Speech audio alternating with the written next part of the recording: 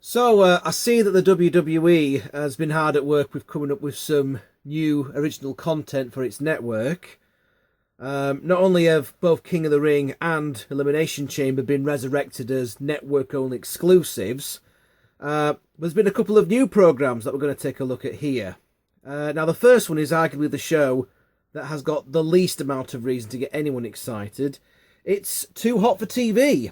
And it's WWE trying to make us believe that this show is going to be edgy and out of control. So who's going to be best to helm such an edgy show on the WWE Network in 2015? That's an easy one. A 70-year-old Jerry Springer, of course. What? So let's party like it's 1999 and take a look at the first episode, which has the theme of Love Hurts. So you can almost guess already which moments are going to be featured. The opening credits feature dozens of Attitude Era moments, complete with the show's logo just covering the rude parts. Except for the fact that none of the original footage actually needed covered up, unless of course you include that time where Jacqueline's massive fake cans got unveiled at Capital Carnage, or that one clip of the cat showing off her kittens from Armageddon 1999. Good times. So anyway, well, welcome to the show by Jerry in front of a green screen. From there he proceeds to introduce us to one of wrestling's most famous married couples, well, formerly married couples anyway, in Mark Mero and Sable. We go over some clips from their storyline in 1998, complete with a Springer voiceover that I had to strain my ears to even hear. Some raunchy shots of Sable are included, as is a moment where Mark Mero interrupted her getting ready, and we got some heavy side boob action going off. Granted, this stuff probably won't be seen on current WWE TV, but I'm already realising that this is the only reason why this show exists, you filthy fucking perverts. So, back at the WWE green screen, Jerry intros some more famous WWE hookups. This quick video montage goes over the likes of Lita's horrible acting that set Dean Malenko up for a beating from the Hardys, which was from an episode of Sunday Night Heat from what I can remember. The Rock talking about pie and offering Lillian Garcia some of his strudel. Melina offering to find out exactly how big Batista's penis is, which is something that she did in real life anyway. Brian Pillman getting himself a sensual foot rub. The fabulous Moolah letting Harvey Whippleman enter her fabulous fanny. Oh, God! And that time that Val Venus and Nicole Bass snogged on camera shortly before Bass sued the WWE for sexual harassment. I didn't want to know about the fabulous Moolah thing. You didn't want to know about Nicole Bass. Have you seen a picture of Nicole Bass? Oh, God, no. There's a reason why, when she appeared at ECW, that the crowd chanted, "She's a man." You thought China looked manly? Well. Oh, God. Also included were on-screen couples like Eddie and China, Lita and Edge, Vicky and Big Show, and many more. This could all easily have been covered in an episode of WWE Countdown or something, rather than getting its own show. Not even always that raunchy. Getting her own segment on this episode is Stephanie McMahon, starting from her failed attempt to marry Test and finishing with that time Triple H pretended to renew his wedding vows with her, only to call her a bitch instead. Handedly, that then leads us on to another, you guessed it, montage of clips, this time covering the short marriage of Al Wilson and Dawn Marie. Keeping up with the too much for TV theme, the wedding really was too much for poor Al, who was literally shagged to death after too much honeymoon sex. Wait, what? What? What? And just to highlight how far things have come over the years, we round out the show with a recap of the love between Billy and Chuck, and the mistakes that Mark Henry has made over the years. Most notably at that time, China tricked him into getting executive relief from another man. Sexual chocolate. In fairness to the concept, most of these segments are the type of stories that would have graced Jerry Springer's show back in the 90s. And it does make you wonder if the WWF actually tested out their storylines back in the day by imagining if they would work on Jerry's show. For example, my new mother-in-law banged my pensioner father to death on his honeymoon and slapped me at his funeral. Yep, we're onto a winner, guys. Let's run with it. Besides that comparison with the Springer show, the name Too Hot for TV makes little to no sense considering that all the clips have previously aired on WWE TV anyway, across multiple documentaries on the Attitude Era and the Monday Night War. The whole show seems entirely pointless considering that all you need to do is watch pretty much any episode of Monday Night Raw from 1998 to 99 to see all these segments, which you can do so anyway if you've got the WWE Network. It's also a pretty cushy job for Jerry as well, as he's doing pretty much fuck all apart from standing in front of a green screen and reading from an auto cue. Indeed, and they don't even seem to care that he left any sort of emotional attachment to the show back at the hotel, and that the jokes are delivered so flatly you could stick one in a frying pan on Shrove Tuesday and call it a pancake. Too Hot for TV is just another clip show, which is the last thing the WWE Network needed. If they keep up with these clip shows, it won't be long before every show on the network is the same collection of moments played over and over again until the end of time itself. Until the end of the universe. I guess if you weren't round for the Attitude Era, then this might actually be all new to you, in which case it would maybe be too hot for TV. But what's annoying is that there's literally no insight here, just heartless intros and minimal voiceover. In that aspect, it's like an episode of You Being Framed. Where's Harry Hill when you need him? If you're really interested in the Attitude Era, then you would watch one of the many Attitude Era or Monday Night War documentaries that are already on the WWE Network. This show could have been saved with some background or out-of-character reactions to the segments. I mean, it would be interesting to see how the modern-day Hall of Pain, that's what I do, Mark Henry in 2015 feels when he takes a look back over his sex-addicted character, Sexual Chocolate, back in the late 90s. Does Dean Malenko remember having a flower pot smashed over his head, or was his date with Lita something that he would rather forget? How does Mark Merrow feel that his former wife actually became a bigger star than he was? Where's the moments when the people involved in these segments are invited into the studio to give their own views on this? Sadly, there's nothing like that here. Why? I mean, don't get me wrong, I wasn't expecting to see Nikki Bella's nip slips or Big Show yelling "fuck" during a match. That's what Botchamania's for. But I was at least hoping that it wasn't just another clip show. Unfortunately, that's all it is, only with Jerry Springer hosting it, and with even less talking heads than usual. We're now on to episode 3, and already they seem to have run out of material because episode 3 is called Too Gross for TV. So no doubt we'll see Big Show shitting himself and Stephanie McMahon projectile vomiting all over Vicky Guerrero. Say what now? Classy. Okay, so with that show done, let's take a look at another new show on the network, and it's here that I have to give kudos to the WWE for keeping Corey Graves busy after his in-ring career was cut agonisingly short not too long ago.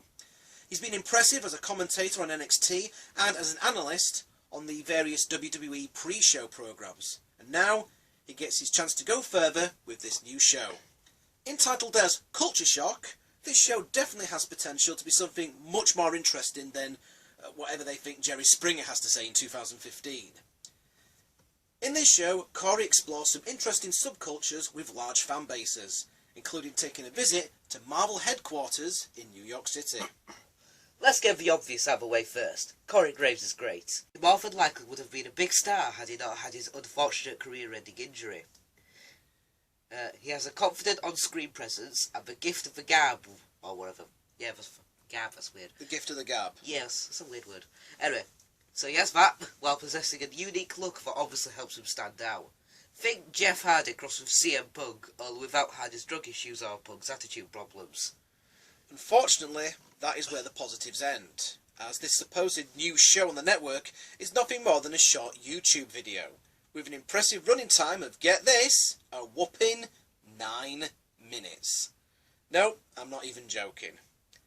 This show could have easily have clocked in around a 20 or 30 minute running time, and we would have been happy with that. But instead we're shown around, about 2 rooms in the entire building, and only meet about 3 Marvel employees. That's it.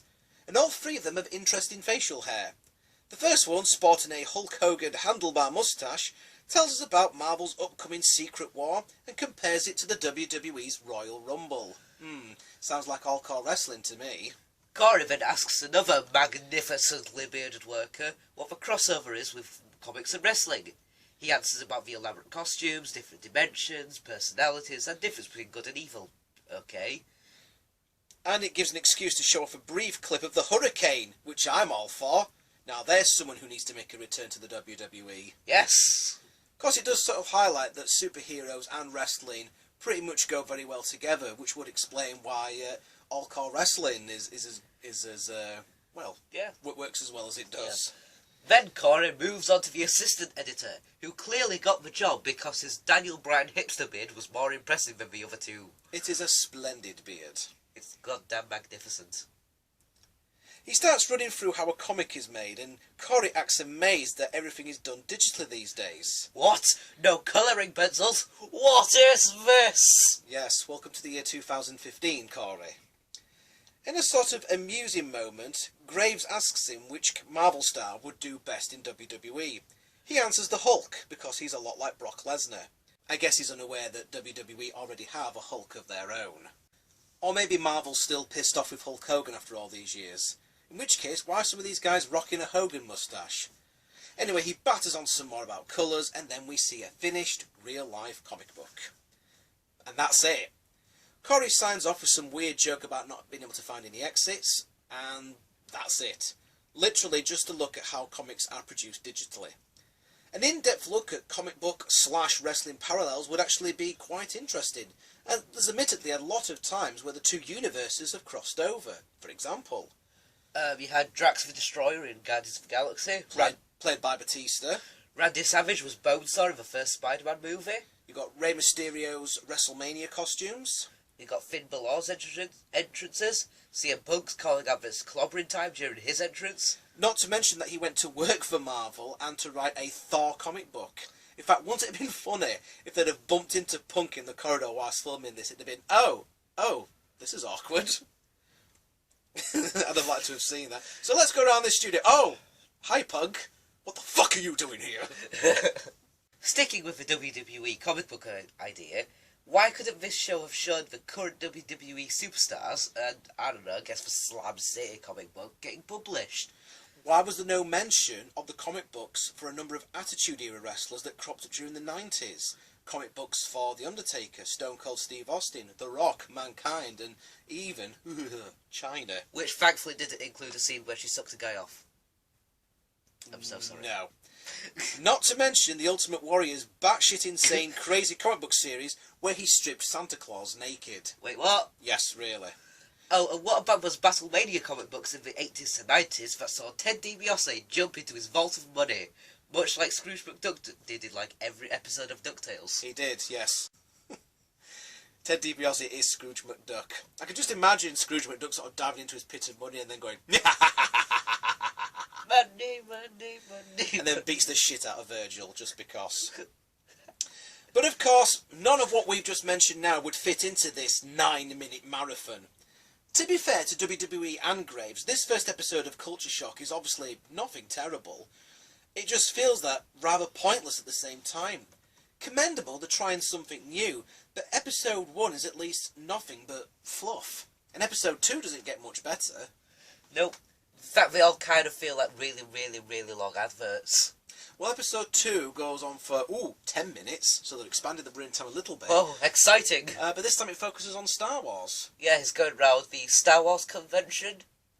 Star Wars fan, whatever it's called. Star Wars fan convention. Yeah, and most of it is just focused on Corey Graves looking around trying to find a Jar Jar Binks fan. And it only took him 10 minutes to find a Jar Jar Binks fan. Yeah, well, it's only because you got this one fat guy who's like, oh yeah, I'm a Jar Jar Binks fan, just because he wanted to be funny.